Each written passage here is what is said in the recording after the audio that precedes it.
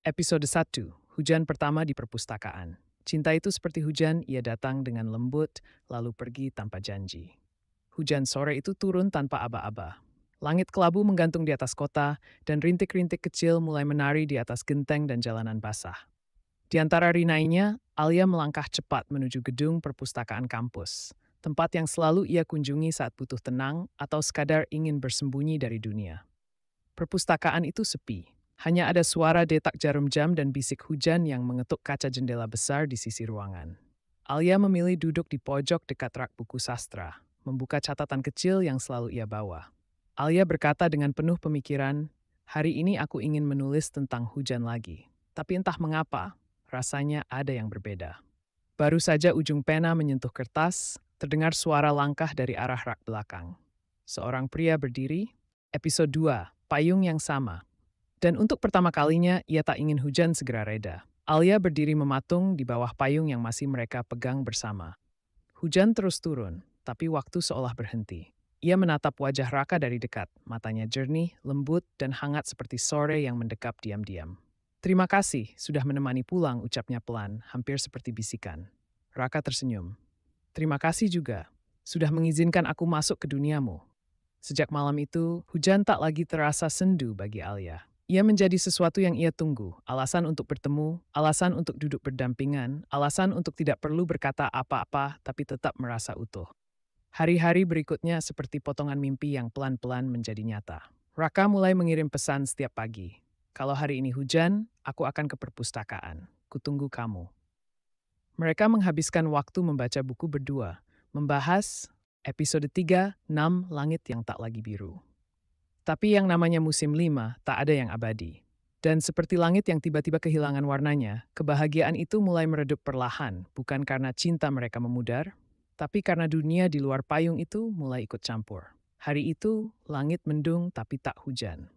Raka mengajak Alia bertemu bukan di perpustakaan, bukan di bukit tempat biasa mereka duduk, melainkan di kafe kecil dekat kampus. Wajahnya tak secerah biasanya. Senyumnya hanya muncul sebentar lalu menghilang lagi. "Ada apa?" Alia bertanya dengan penasaran dan khawatir. Alia menatap mata Raka menanyakan kegundahannya. Raka menunduk, menggenggam cangkir kopi yang belum disentuh. "Aku udah cerita ke Mama soal kamu," Raka berkata dengan berat dan gelisah. Alia menahan napas, jantungnya berdetak lebih cepat. Keadaan tegang menanti jawaban. Dan Alia berbisik. Raka diam sesaat, lalu menjawab. Episode 4, Menanti di Bawah Jendela. "Apakah aku sedang menunggu seseorang yang perlahan memilih pergi?" Pertanyaan itu menggantung di kepala Alia selama berhari-hari, seperti awan gelap yang tak kunjung pecah. Setiap sore, ia duduk di dekat jendela kamarnya, menatap jalanan basah dan pohon yang bergoyang diterpa angin. Hujan turun hampir setiap hari sekarang, tapi tidak ada pesan, tidak ada langkah kaki, tidak ada Raka. Perpustakaan yang dulu menjadi tempat paling indah kini hanya ruang kosong penuh kenangan. Ia tetap datang, tetap duduk di kursi yang sama, tetap membawa buku catatan kecil yang kini dipenuhi halaman-halaman tak bertuliskan apa-apa. Sampai suatu sore, Dina menyusulnya ke sana. "Kamu masih menunggu dia?" tanya Dina sambil duduk di hadapannya. Alia mengangguk pelan. "Dia bahkan gak balas chat kamu selama seminggu." "Aku tahu." "Dan kamu masih datang ke sini?" Alia, episode 5, surat yang tidak pernah dibuka di luar. Hujan terus turun, menghapus jejak yang tak pernah sempat tiba di pintu hatinya. Malam itu, Alia menatap kosong halaman terakhir buku catatannya. Di situ, ia menggambar dua bayangan yang berdiri di bawah payung. Satu tetap di tempatnya, yang lain mulai menjauh, perlahan, tak menoleh lagi. Ia tahu diam Raka bukan karena lupa, tapi karena memilih untuk diam. Namun anehnya, hatinya belum siap menyerah. Malam itu, dengan tangan bergetar, Alia menulis surat. "Untuk Raka, jika surat ini sampai padamu, anggap saja ini bentuk terakhir dari keberanian yang aku punya. Aku tidak menulis untuk membuatmu kembali. Aku menulis karena aku ingin kamu tahu bahwa yang ku sesali bukan tentang akhirnya, tapi tentang bagaimana kamu berhenti bicara ketika aku masih percaya. Kita dulu bilang hujan menyatukan kita. Tapi sekarang, bahkan langit." Episode 6, Pilihan Terakhir. Alia pondered, karena mungkin kita hanya bagian dari museum yang sudah selesai. These words echoed in her mind for days. She no longer waited for Raka's response, yet a part of her still hoped. Until one day, a wedding invitation arrived. It was sent from Raka's family. In the top right corner, the bride's name, someone unfamiliar. But one name beneath it made Alia's heart stop. Raka Mahendra Putra. Alia's hands trembled. The invitation wasn't just news, it was an admission.